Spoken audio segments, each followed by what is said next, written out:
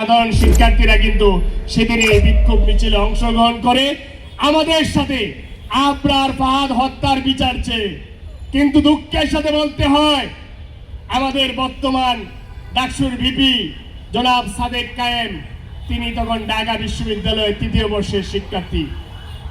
আমাদের ছোট ভাই কিন্তু তখন ঢাকা বিশ্ববিদ্যালয়ের তৃতীয় বর্ষের শিক্ষার্থী। তাকে কিন্তু জোর করে ছাত্রলীগ করতে হয় না। তখন সেই আবরার ফাহাদ হত্যাকাণ্ডের 2019 সালে কোনো মিছিলে কিন্তু আমাদের সাথে কোনো বিক্ষোভে আমরা কিন্তু সাদেক কায়েম কিংবা ফরহাদকে দেখতে পাই নাই। তারা কোথায় ছিল জানেন? তারা ছিল আমরা যখন আবরার ফাহাদের হত্যার বিচার চেয়ে বিক্ষোভ মিছিল করি, তারাও বিক্ষোভ মিছিল করেছে। তবে সেটি কার নেতৃত্বে?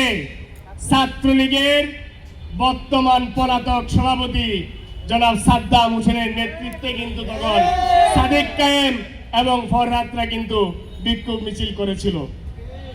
সুতরাং এটি বড় আক্ষেপের বিষয় যে 2019 সালে, আমি আবারও বলছি, 2019 সালে রাজনৈতিক ছাত্র সংগঠনের বাহিরেও হাজার হাজার ঢাকা বিশ্ববিদ্যালয়ের সাধারণ শিক্ষার্থী আবরার ফাহাদের হত্যার বিচার চেয়ে কিন্তু রাজপথে নেমেছিল। কিন্তু সাদেক কায়েমকে আমরা কিন্তু সেদিন রাজপথে নামতে দেখি নাই। কেন নামেন নাই সেই প্রশ্ন তাকে করবেন। কেন কোনো ব্যানারে দেখা যায় নাই সেই প্রশ্ন তাকে করবেন। সেই ভালো উত্তর দিতে পারবে সে কোন ব্যানারে ছিল এবং কি এজেন্ডা বাস্তবায়নের জন্য ছিল, সেই প্রশ্ন উত্তর সেই দিতে পারবে। আজকে এই